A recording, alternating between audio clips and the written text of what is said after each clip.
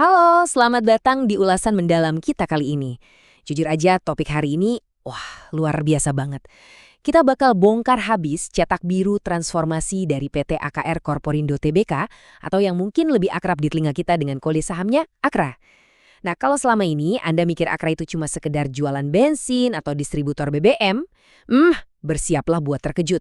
Karena nyatanya mereka lagi melakukan manuver raksasa. Berubah dari bisnis konvensional jadi pemain utama di infrastruktur industri dan energi terbarukan. Ini literally tulang punggung ekonomi modern Indonesia. Oke, sebelum kita masuk lebih dalam, saya mau ngucapin terima kasih banyak nih buat Anda semua. Yes, Anda yang udah request secara spesifik bedah saham Akra ini. Keren banget, antusiasme dan rasa ingin tahu Anda buat mahamin apa yang sebenarnya terjadi di balik angka-angka perusahaan. Inilah yang bikin sesi kita selalu seru dan hidup. Tapi ingat ya, seperti biasa kita harus sepakat dulu di awal. Disclaimer on dan pastinya DYOR, do your own research. Semua ulasan dan bedah materi yang kita bahas hari ini itu murni banget buat edukasi.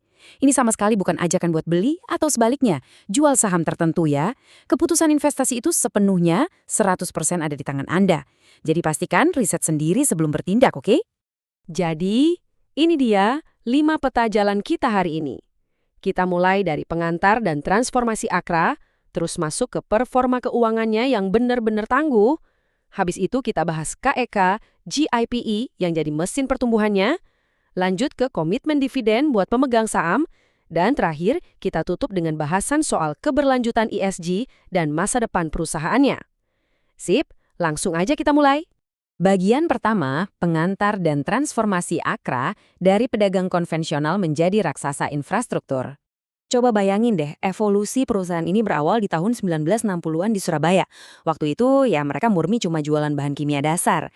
Tapi lompatan besarnya terjadi di tahun 1994, pas mereka IPO di Bursa Efek Indonesia. Ini tuh langkah penting banget buat ningkatin transparansi mereka. Nah, fast forward ke 2013, ini nih turning point-nya. Bareng sama Pelindo, mereka mulai ngebangun JIPE. Dan sekarang di proyeksi tahun 2025, JIPE udah menjelma jadi pusat ekosistem hilirisasi logam mulia dan energi terbarukan. Ini bukan sekedar pivot bisnis biasa ya, ini bener-bener evolusi fundamental yang udah direncanain matang-matang. Masuk ke bagian kedua, performa keuangan yang tangguh, angka di balik pertumbuhan. Oke, perhatikan baik-baik angka krusial yang satu ini, 16,4%. Yap, ini adalah compound annual growth rate alias rata-rata pertumbuhan tahunan laba bersih Akra selama 20 tahun terakhir.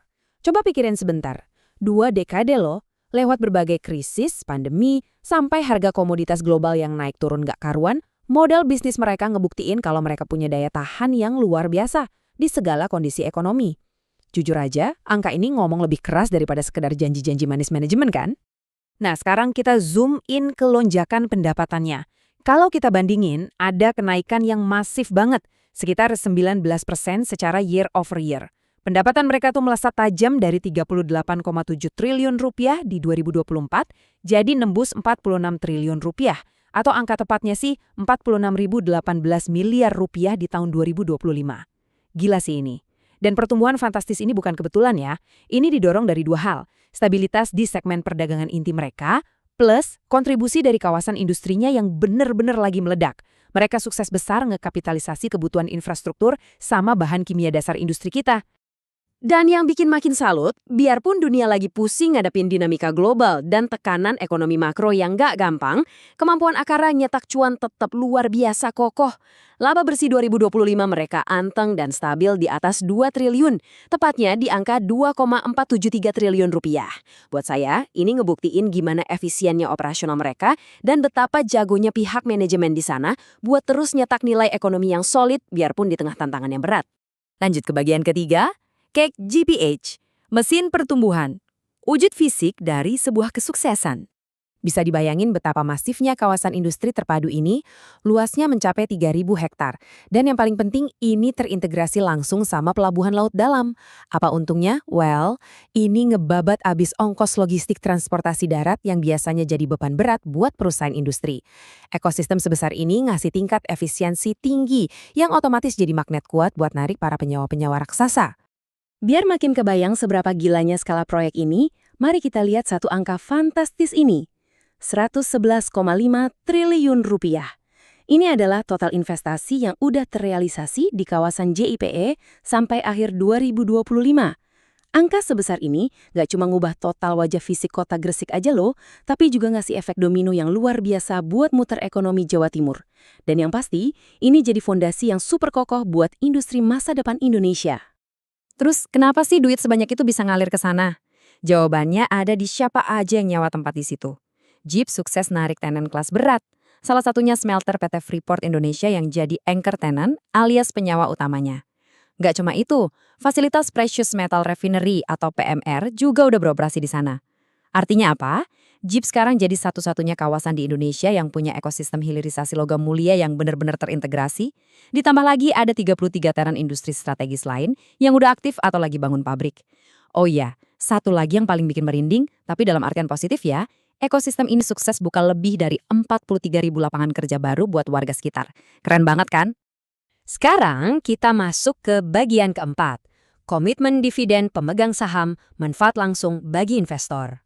Mari kita ngomongin hal yang paling disuka para investor, bagi-bagi untung alias dividen. Untuk total dividen tahun buku 2024, Akra ini ngasih dividen payout ratio yang benar-benar royal, tembus 88,77%. Kalau dirupiahkan, ini setara sama Rp100 per lembar saham. Pesan dari manajemennya tuh clear banget. Kalau perusahaan lagi punya arus kas yang banjir dan stabil, mereka nggak segan-segan balikin uang itu ke kantong pemegang saham sebagai bentuk nyata penciptaan nilai. Dan asyiknya, ini bukan cuma kebetulan 1 tahun aja. Kalau kita tarik mundur 8 tahun terakhir, Akra total udah nebar dividen tunai sebesar Rp10,8 triliun. Payout ratio mereka secara historis tuh rajin banget dijaga di atas 60%. Belum lagi, mereka ini disiplin banget. Konsisten bagi dividen 2 kali setahun. Ada dividen interim, ada dividen final. Arus kas yang sokokoh ini dari kombinasi bisnis distribusi energi dan lahan industrinya benar-benar bikin komitmen setinggi ini jadi mungkin buat dilakuin secara terus-menerus. Kita sampai di bagian kelima, keberlanjutan ESG dan masa depan. Mengamankan masa depan Akra. Di satu sisi, kita masih bisa lihat akar bisnis logistiknya Akra dengan tangki-tangki raksasa buat bahan bakar dan kimia. Nah, itu bisnis fundamental yang ngedanain semua pertumbuhan gila-gilaan mereka selama ini. Tapi di sisi lain, coba lirik wajah KEKJ per hari ini. Ini adalah wujud masa depan yang lagi dibangun. Ekosistem yang diisi tenan global dikelola dalam satu pusat terintegrasi yang fokus banget ke energi bersih dan hilirisasi. Transisi portofolio inilah yang bikin karakter Akra itu benar-benar unik dibanding perusahaan lain di pasar saat ini. Dan ngomongin soal keberlanjutan atau ESG, mereka ini nggak cuma modal omong doang. Akra baru aja ngebuktiin kualitas tata kelola mereka dengan kenaikan rating MSCI ESG jadi AA. Ini pengakuan kelas dunia loh. Belum lagi, mereka juga diakui sebagai ASEAN Asset Class Public Listed Company. Di dalam negeri, saham mereka sukses masuk indeks SRI Kehati dan IDX Kehati ESG. Untuk kelestarian lingkungan, inisiatif mereka juga gaspol. Instalasi panel surya atap udah kepasang di JIPE. Dan sekarang, mereka lagi nyiapin rencana ambisius buat ngebangun pembangkit listrik tenaga surya terapung. Semuanya demi ngesuplai energi hijau ke fasilitas-fasilitas operasional di sana. Tentu aja, biar ulasan kita berimbang, kita harus ngebedah sisi prospek dan tantangannya secara jujur. Di satu sisi, masa depan Akra cerah banget. Mereka udah mantep memposisikan diri sebagai pusat hilirisasi nasional, punya integrasi energi terbarukan, dan jadi tulang punggung ekosistem Precious Metal Refinery bareng anchor tenant besar tadi. Tapi ya, kita juga nggak boleh tutup mata sama tantangannya. Bisnis dasar mereka itu pastinya masih rentan sama volatilitas harga komoditas atau bahan kimia di pasar global. Belum lagi fluktuasi makroekonomi yang kadang bisa ngerem laju permintaan BBM sewaktu-waktu. Jadi, sampailah kita di penghujung bedah materi kita hari ini. Kita udah sama-sama lihat gimana perusahaan ini sukses bertransformasi puluhan tahun dari sekedar jualan bahan kimia dasar sampai bisa nyetak laba triliunan dengan ngebangun kawasan industri raksasa senilai ratusan triliun. Sekarang, pertanyaannya saya lempar kembali ke Anda. Apakah cetak biru transformasi Akra dengan segala keunggulan dividen dan ketangguhannya ini sejalan sama strategi dan tujuan portofolio jangka panjang Anda?